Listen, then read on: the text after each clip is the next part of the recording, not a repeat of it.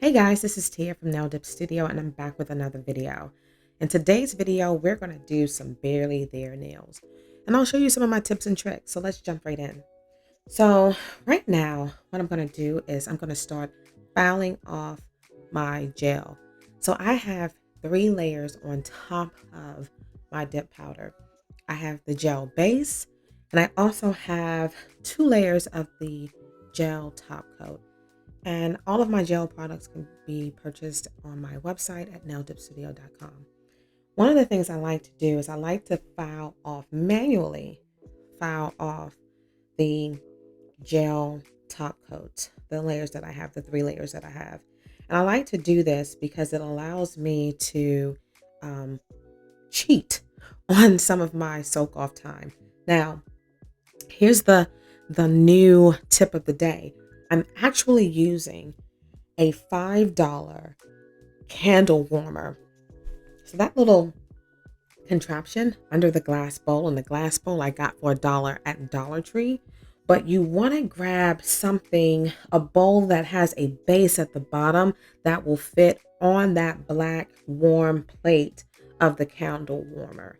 And the reason for that is that we're going to utilize the candle warmer to heat up our acetone.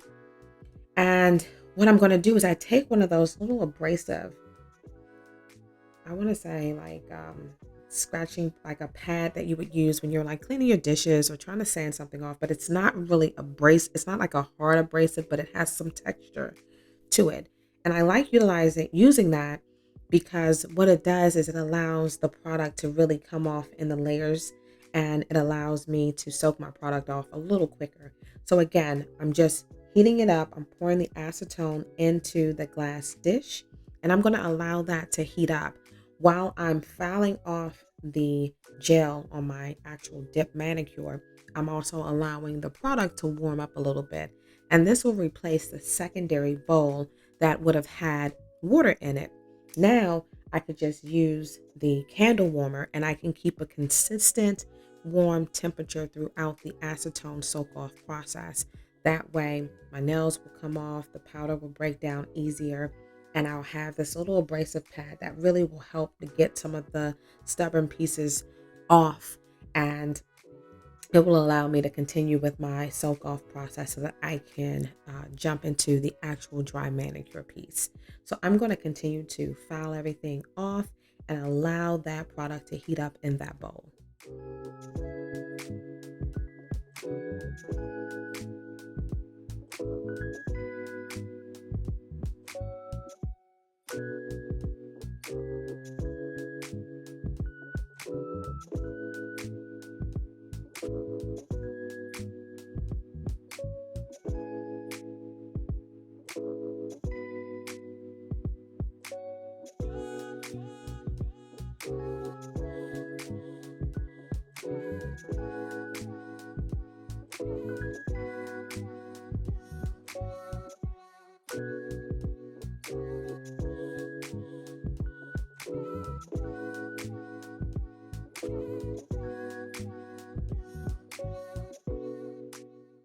Now, what I'm showing you is that actual piece of the pad that's in the bowl.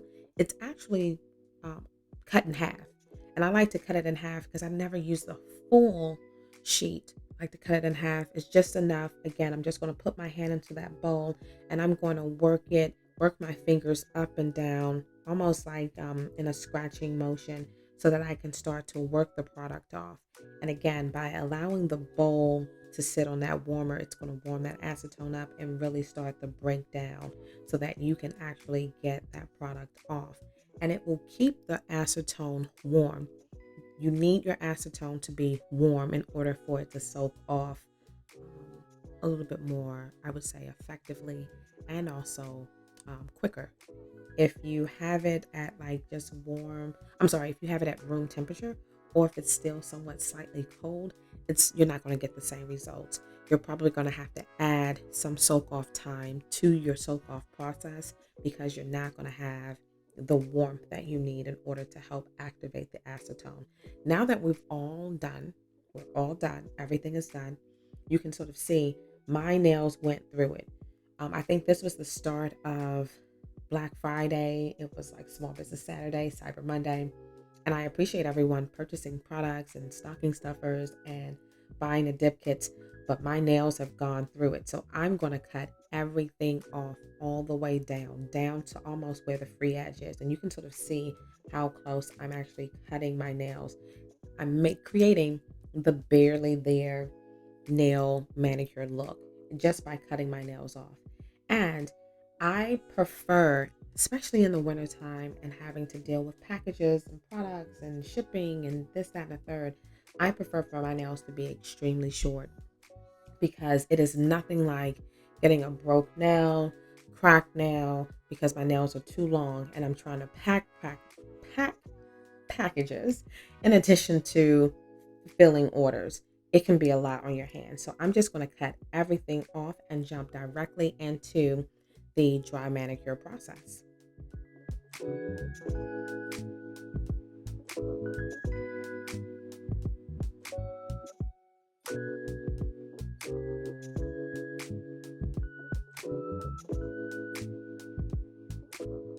Now, here's an important rule of thumb.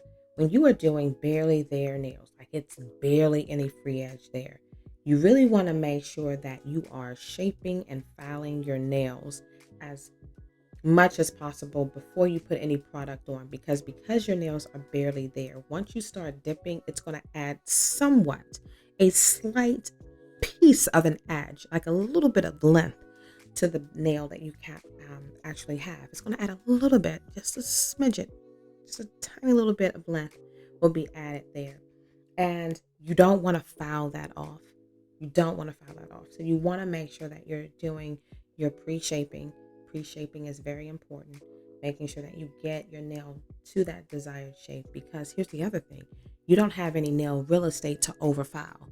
You can't compensate per se. You can, but you would have to either build your nail out using a nail form and or you would have to use a nail tip. So you don't want to overshape and shape too much, because you can't correct that without adding some type of extension to it.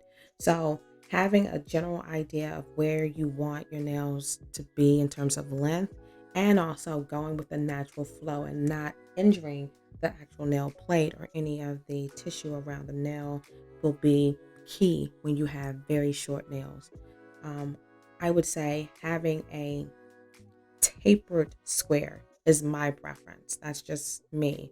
I would say if you prefer like an almond shape, I like almond nails, but I don't like almond nails on barely there nails.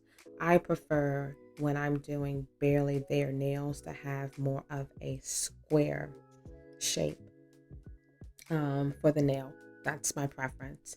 I don't do too much rounding because I feel that the nail will naturally start to round itself as you move through your day-to-day activities. You grab the remote, but what you don't realize is that as you're grabbing for things, you're shaping that. So if you grab the remote, let's just say 100 times in the course of a week, by the time you look down, if you do your nails on a Sunday, you look back at your nails on Friday or Thursday, you can already start to see the rounding of those corners. And that's because as we touch things, our nails will naturally start to shape, and it will shape and start to gradually move into a different shape, even if you had the square tip. So I like to do square tip and let it sort of round itself out in the end.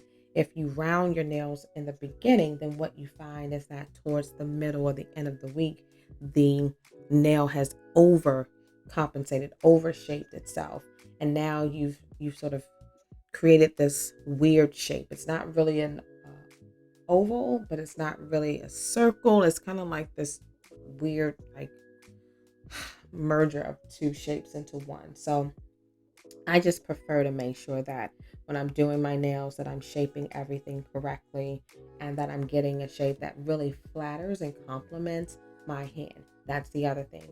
Barely there nails, you don't some shapes just they're not going to complement your hand, and it's going to make your hand either look too masculine, or it may make your hand look too old, or it may sort of make your hand, it's not flattering. And so you want to make sure that the shape that you're looking for is something that complements your hand. Now, when doing your dry manicure, and I, do a dry manicure, I love it. The difference between the two is that you're just not submerging your hand into water. Usually there's like a soapy water solution that you would put your hands in to soften the cuticle, soften the skin so that you can actually do the manicure process. Dry manicure, everything is removed from that particular step. And now you're just dealing with pushing back your cuticles, trimming up any overgrowth or removing any protein that may be on the actual nail plate. You're removing any callousy skin or filing that down, pulling away any hangnails that may be there or nipping those off, and just really making sure that you're cleaning everything up. That's the premise for that. Now that that's all done, I like to take my e-file and I will use my micro safety bit to go around the side walls and the free edge. And again, this allows me to pick up everything that I wasn't able to remove with the nippers. It also files and sands down any areas that may be frayed so that I don't have any, I'm not creating hangnails or I'm not creating any skin tags or separation of skin. So I like to do this just to file everything off and remove any product that maybe I can't see with the naked eye. The machine will definitely be able to lift that up and remove that. And that's going to ensure that we have a really good bond between the product and our natural nail plate. And again, by doing this, this will prolong the life of your dip manicure, especially if you're trying to, allow your dip manicure to run a couple of weeks. You really want to make sure that you're not skipping this step because this is where people have issues with lifting. You can have lifting from the cuticle area. You can have lifting from the side walls. You can have lifting from the free edge. So you just want to make sure that you're removing and doing the necessary steps, removing any protein that may prohibit the proper bond connection between the dip powder and the natural nail plate.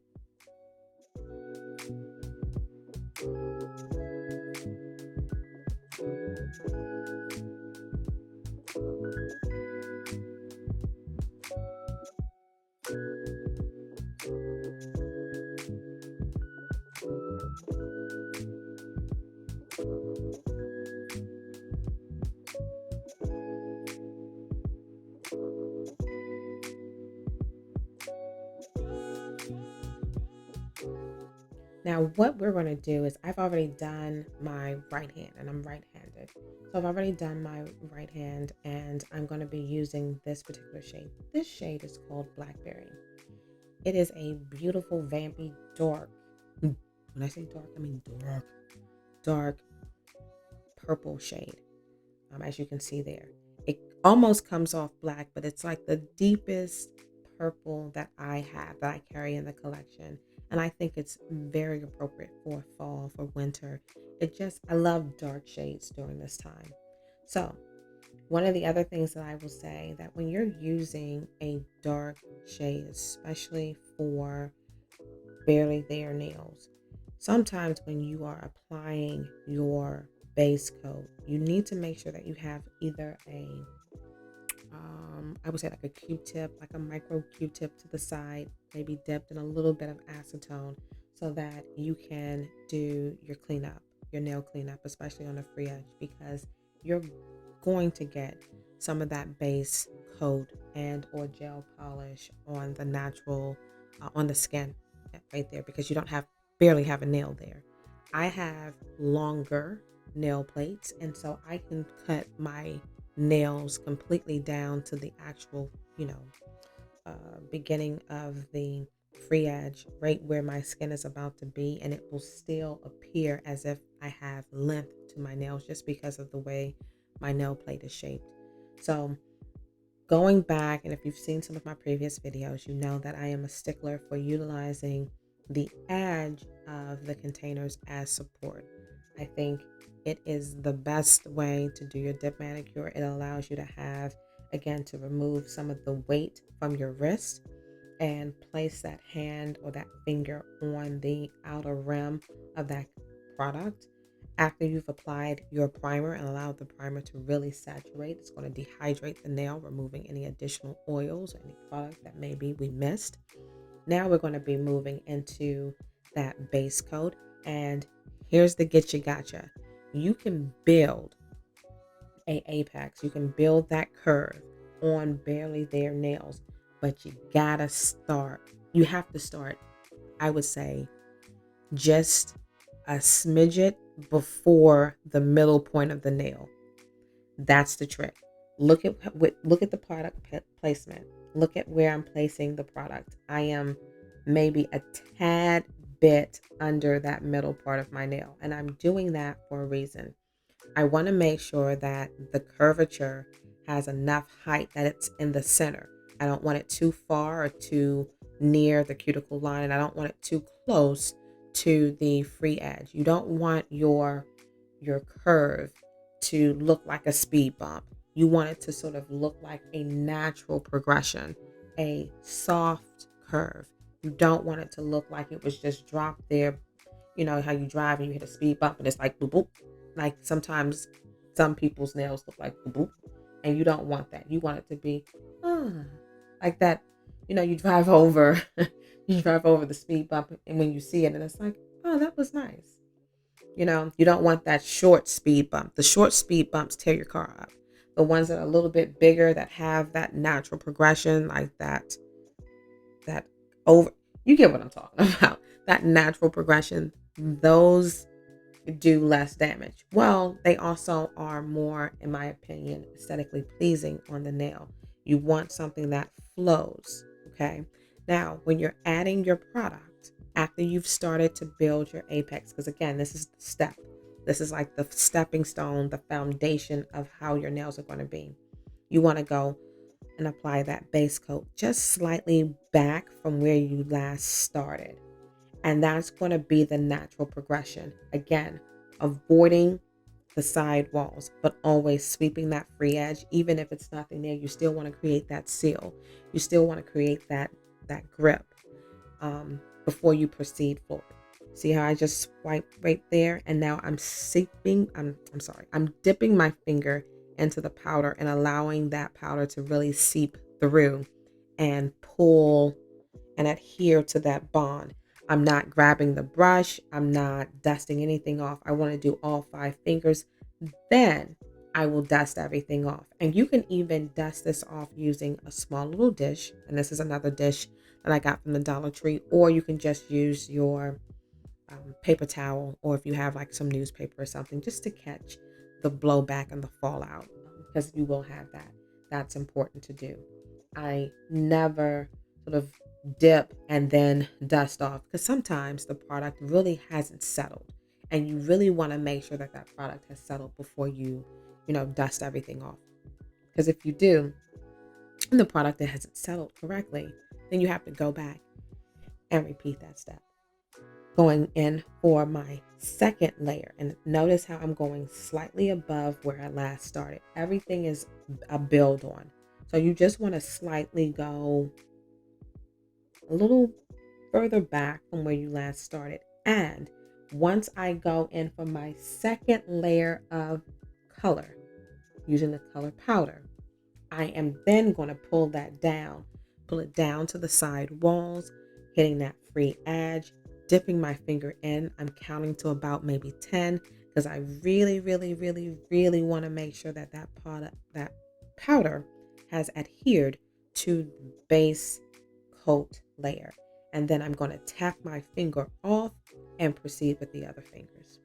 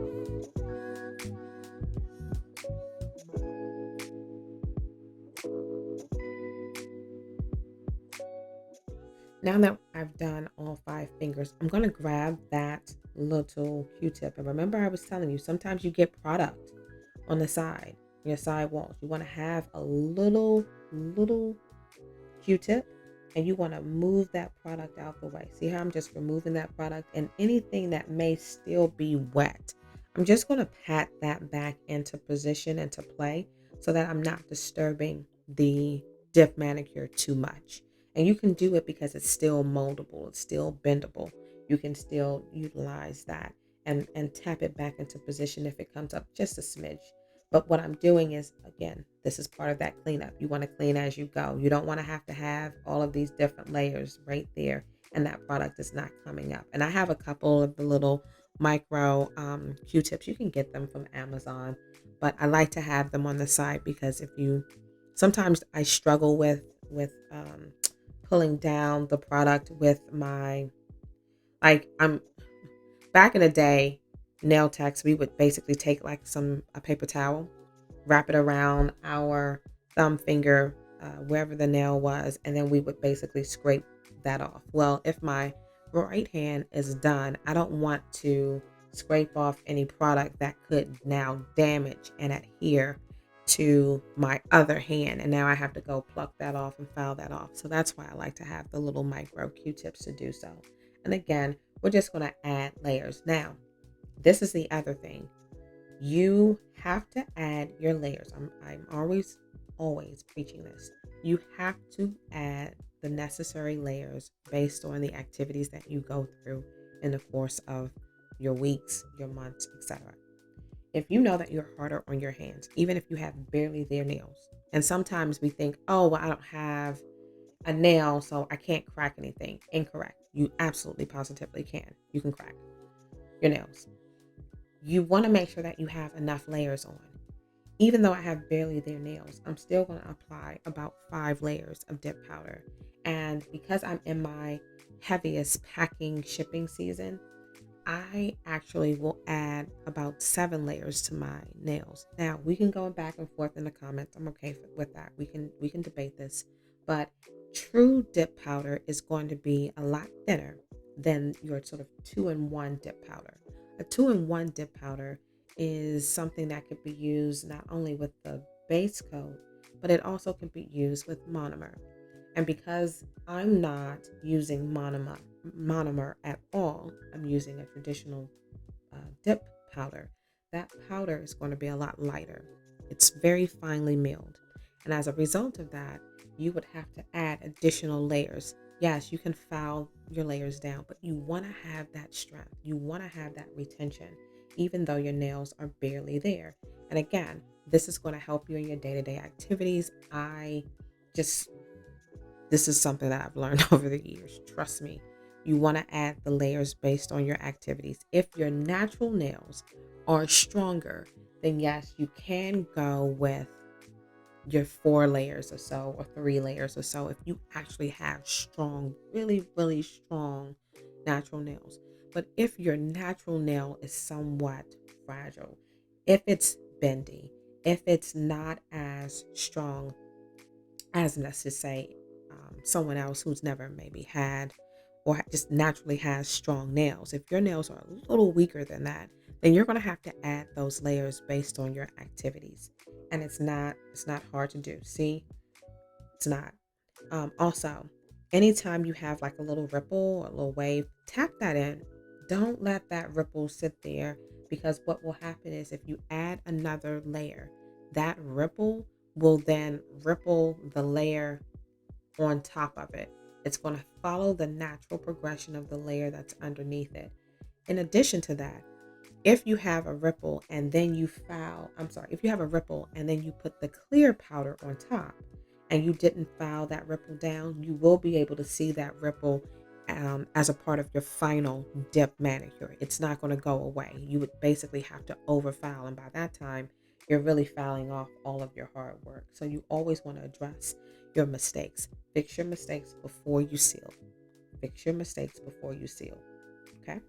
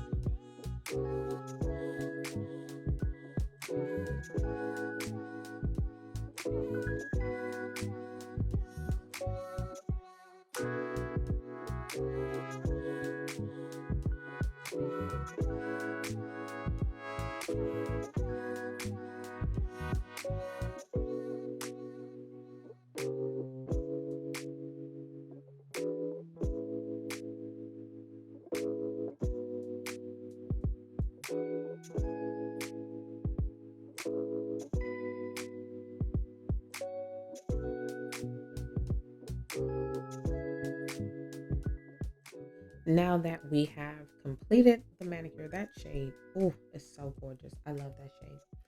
We're going to go ahead and dust everything off. And what I'm doing right now, I'm also doing a once over. I'm trying to see if I have any color gaps, meaning can you see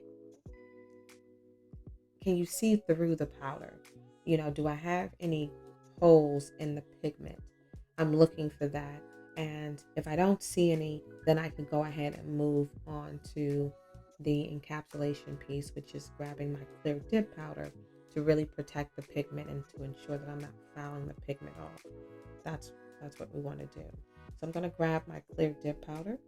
I'm going to go ahead and apply the base coat and add a full layer to my nail. And I am going to dip my finger into the clear dip powder, allow that to sit. And once I pull my finger out, if I notice that it's still a little too wet for my liking, then I'm going to put the finger back into the clear dip powder to really absorb, have that liquid absorb as much as the clear powder that it can so that the pigment stays true.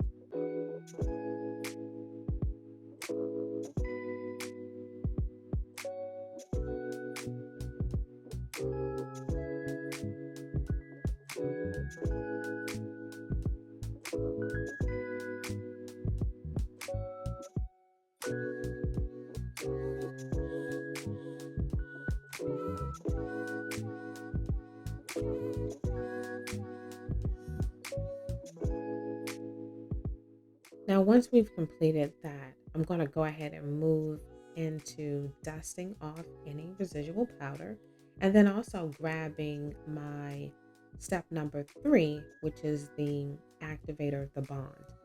You want your nails to look like that. It should have this, almost like a white cast on top of it. But trust me, the bond will melt that sort of white overcast away and it will really um, go down to the true color of what the nail will look like once you apply and you finish filing and sanding everything, and then you will see that true color.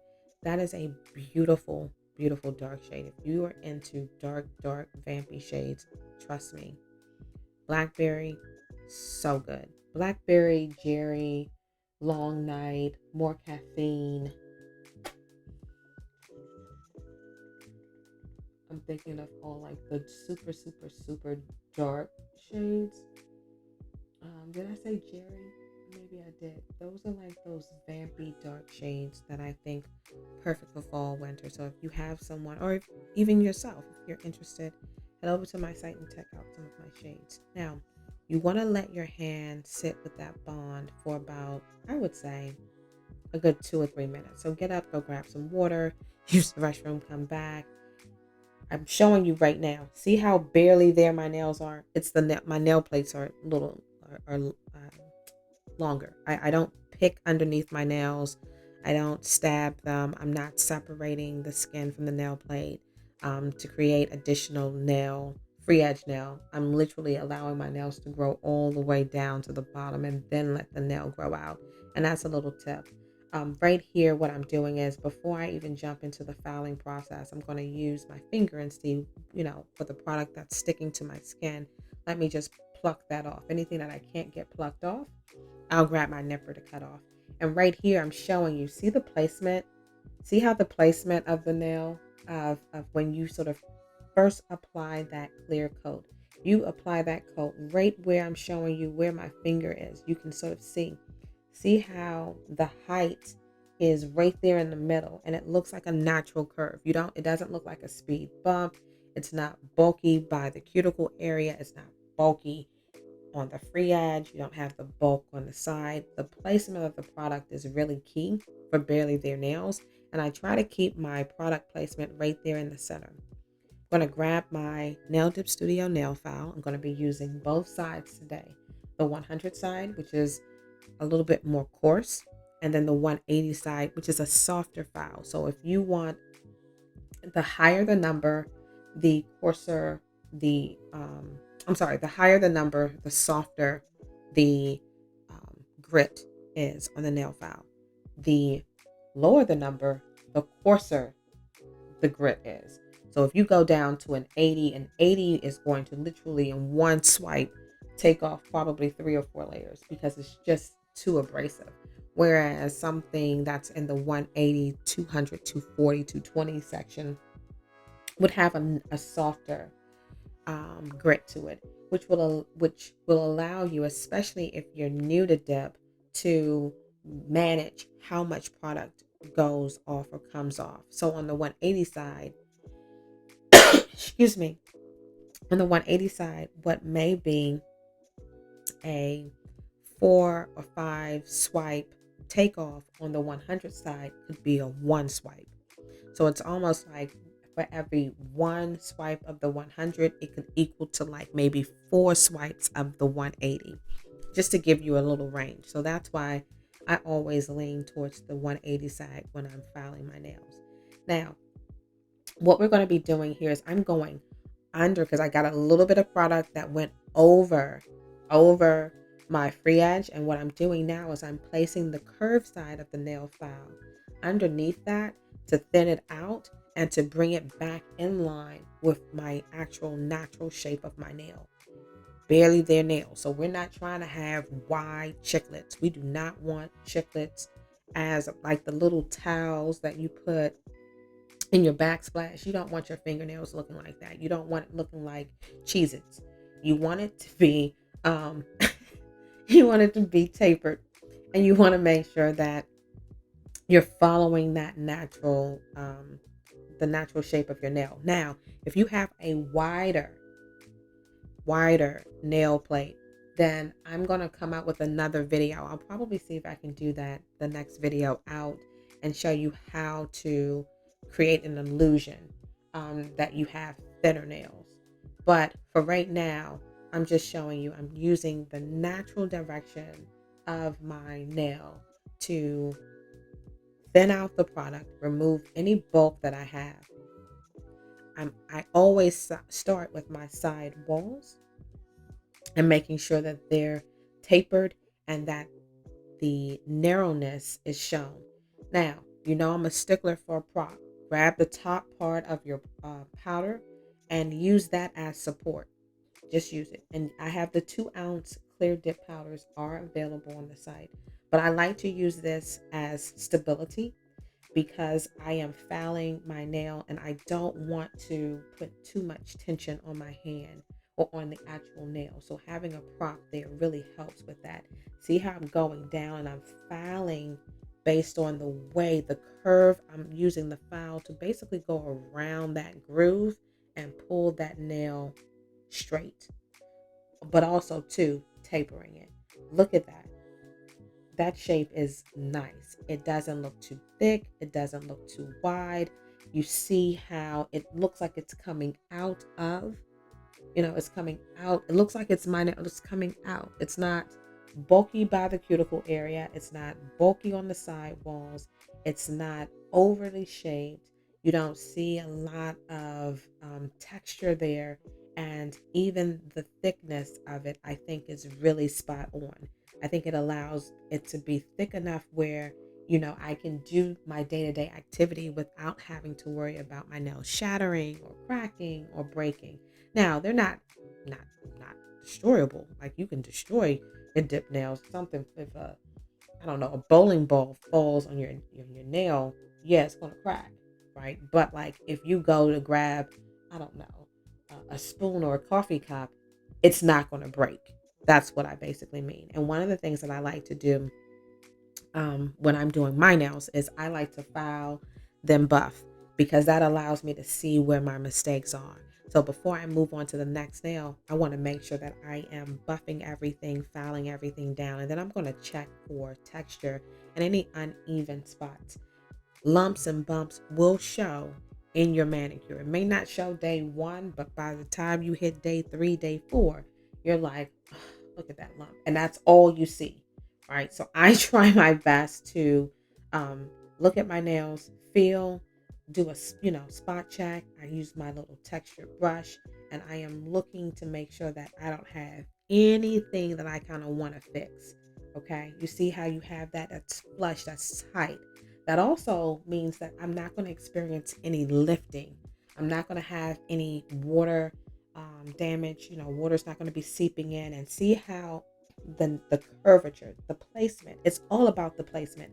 I have no nail on that nail right there on my pinky finger. But it doesn't take away from the fact that it's still a really, really good dip manicure, and it's flush with the cuticle area.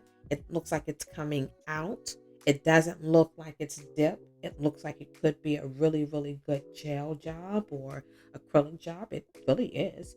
And the straightness of the free edge, again, you don't see all of that extra. It's not hanging down. It's not overflowing. It's not doing any of that. Like, you're literally seeing what that nail looks like.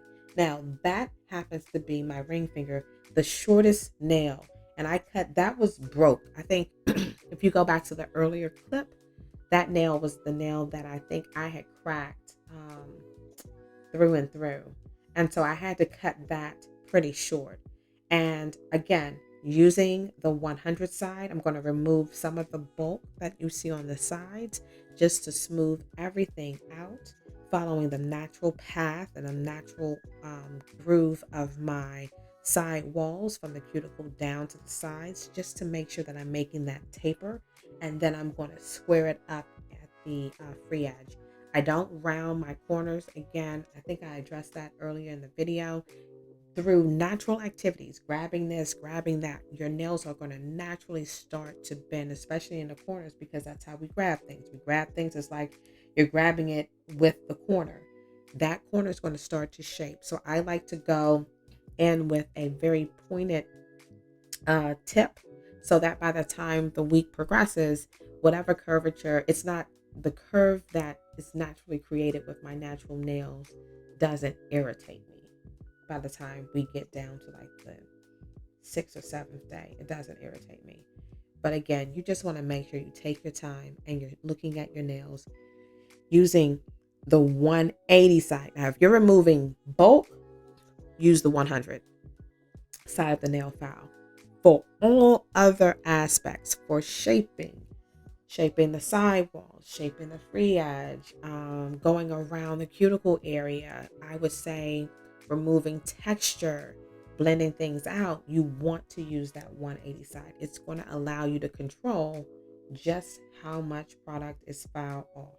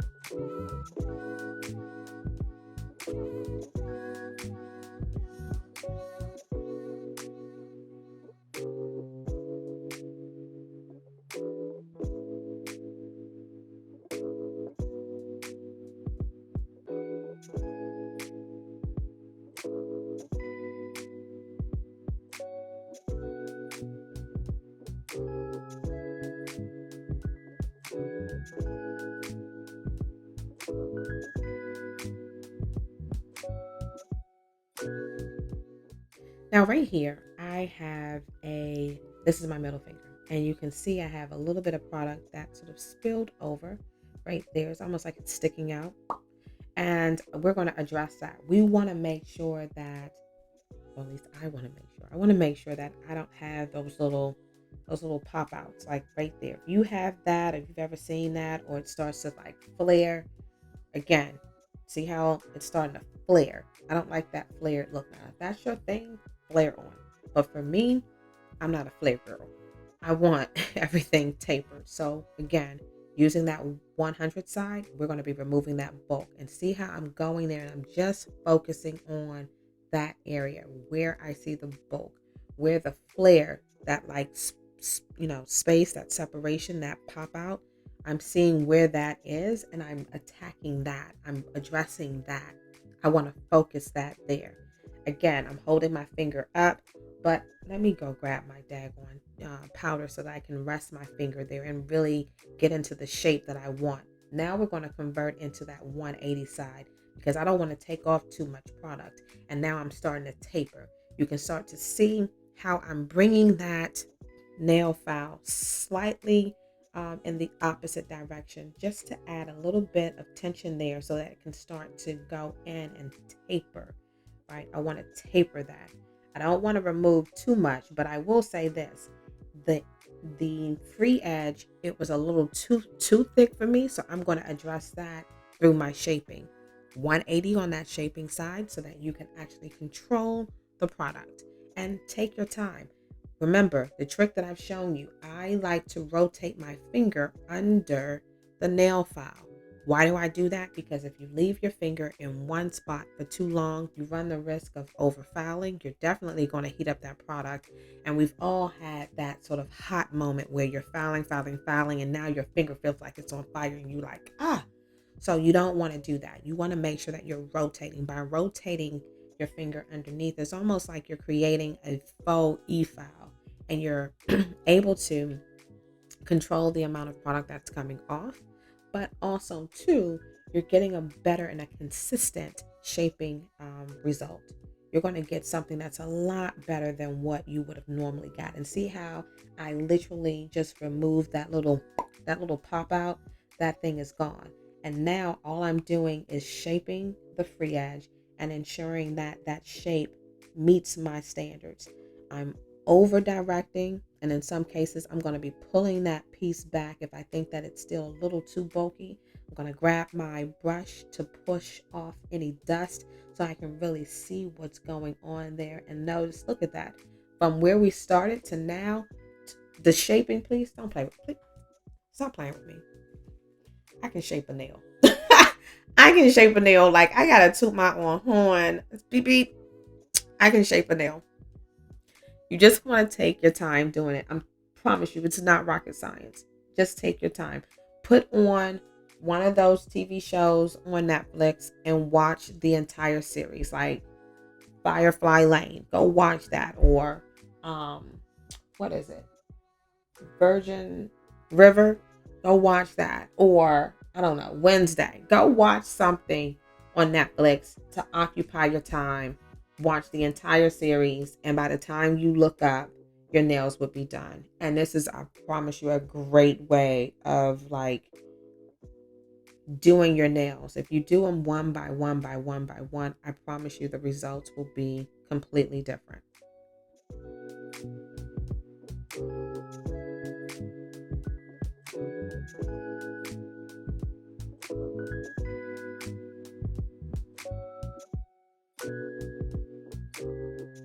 Now that we've done all of our shaping, I'm basically now just going in and checking to see, did I get anything? Do I have any, like additional skin areas or products that, happens to be on the side of my nail. And right here, I'm removing like a hangnail. I saw that I didn't get when I initially did my dry manicure. So I'm just going in and pulling some of that dead skin off so that it doesn't impact my dip manicure. And look at the shape. Look at the shape. The shape is shaping. Baby, the shape is shaping. The nails are cute. And I don't even have any nails. Like, I don't have any nails. There's no nail. It's like when I say bare, like I can pinch you.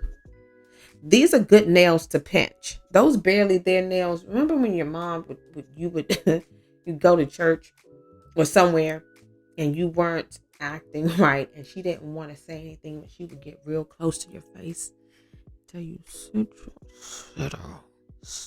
like with the thin, her lips go real thin and she's talking through her teeth and she get that little piece of skin.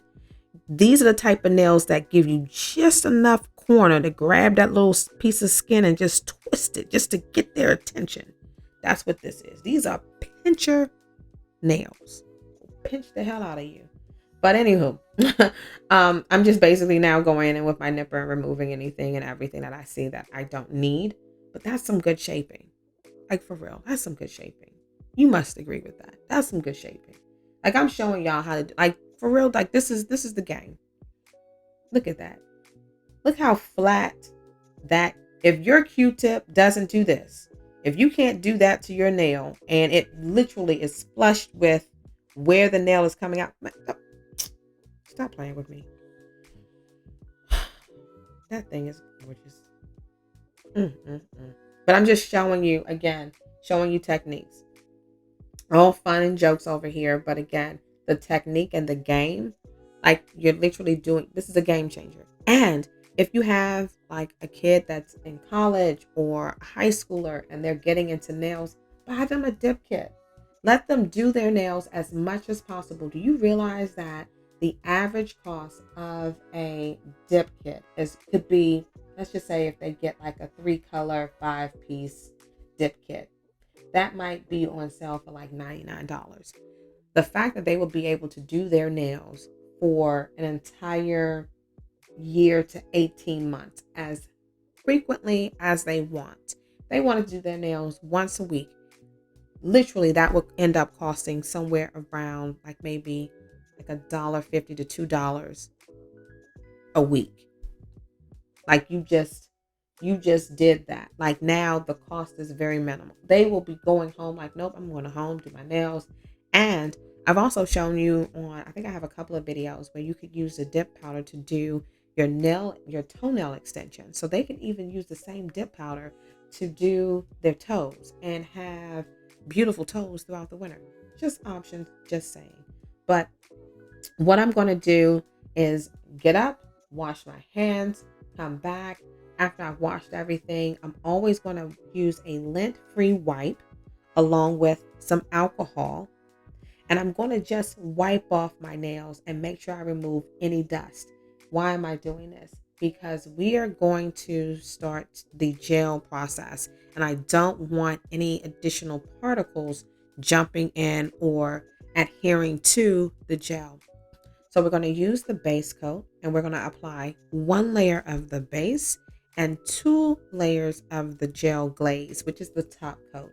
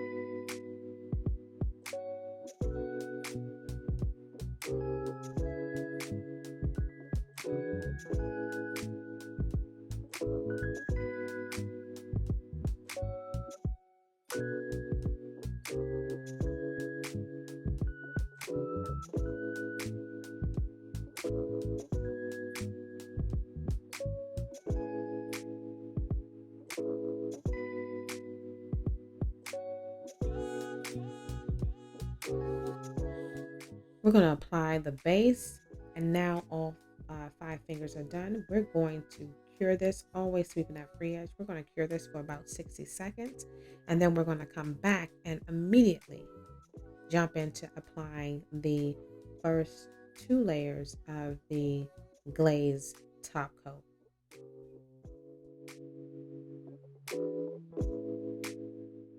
Now, I got a question in the comment section, like what's the difference between the base and the top coat?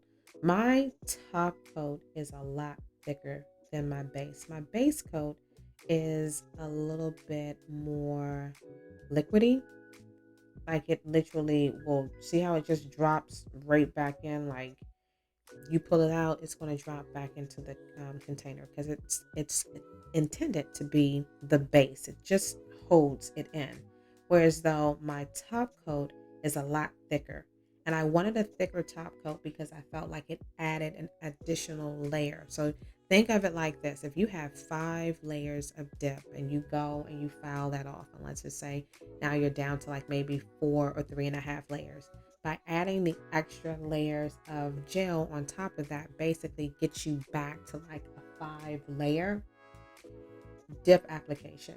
And so I go in, because this is a thick consistency, I go in and I try to put on what I would try. I always put on a thin layer of the top coat. And what you want to do is you really want to make sure that you don't have the trick for me is I remove the product on the back side of the brush and I keep the product on the front side, knowing that the product on the front side would eventually push through and end up on the back side. And again, I do that because I don't want to have a lot of product on my brush, because that's where you can get into overflow, spillage. And then also too, you can have really thick, uneven layers, and that's not what I want. I want to make sure that my layers are thin. I'm taking my time. Notice how I'm rotating my finger. I'm going from one side to the other side so that I'm not disturbing the product too much. Because sometimes with gel, especially when it's not cured, it can move. And what you don't want to do is you don't want to have a lot of movement and now your finger, like you have too much product, or it looks like, there was a drop that cured at the beginning because you moved your finger. So you want to make sure you're making slight and subtle movements when you're working with gel, especially uncured gel. And then again, notice how I applied the first layer, flipped the brush over, didn't go back in for another application. And then I'm rotating from front to back because that product is being pushed back. And so again, even with the thumb area, I'm going to put on the product, the top coat, put the top coat on, and I'm applying a thin layer. And then I like to, again, rotate the brush and make sure that I have everything covered, always covering and coating that free edge. And if I have too much product, wipe it off. You don't have to keep it on. Wipe it off, but always make sure that you're curing that, you're sweeping that free edge. And then what I then like to do after I've done my 2 layers is I will then go in. I think I have a little something on my nail, so I need to get a lint free. Okay, I'm going to get a actual small micro Q-tip, and see right there, I got a little bit of the top coat up there on the side, so I want to remove that before I cure it, because I don't want to cure that extra. And then I'm going to stick my hand under the lamp for about 60 seconds. I'm going to move on to the next layer, which will be our final layer of the top coat, the glaze. And again, thin layers is the key, and you just want to make sure that you look for your mistakes and you fix any gel mistakes while the gel is still wet. Once you cure it, it's cured. It's hard. And so you can fix it, but the trouble of trying to go behind it and fix it is too much. So I just like to fix everything while it's wet.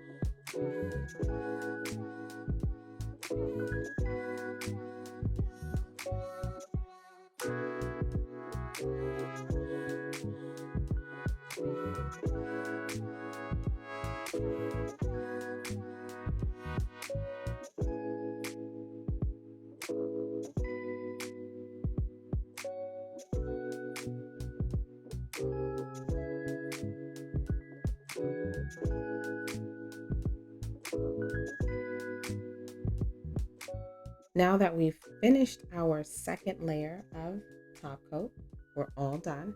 I'm going to finish the job with a little cuticle oil. Now, I apply cuticle oil to my nails every day. I also like in the wintertime to use the healing ointment. It's almost like a thicker petroleum jelly, if you will, texture. And I like using that on my hands because it gives my hands, excuse me, the moisture and the nourishment that it needs in the wintertime because my hands get really dry. So if you have dry hands as well, maybe try using some of that healing ointment and it should help with that. And again, I apply the cuticle oil to my hands every day. I usually apply it right in the morning, right before I leave out to go to work. And then I apply it to my hands again before I go to bed. So after I've taken my shower, I like to apply it as well. Hopefully you guys enjoyed this tutorial. And if anytime you want to purchase any of their products, head over to my website, nowdipstudio.com. Thanks again for watching.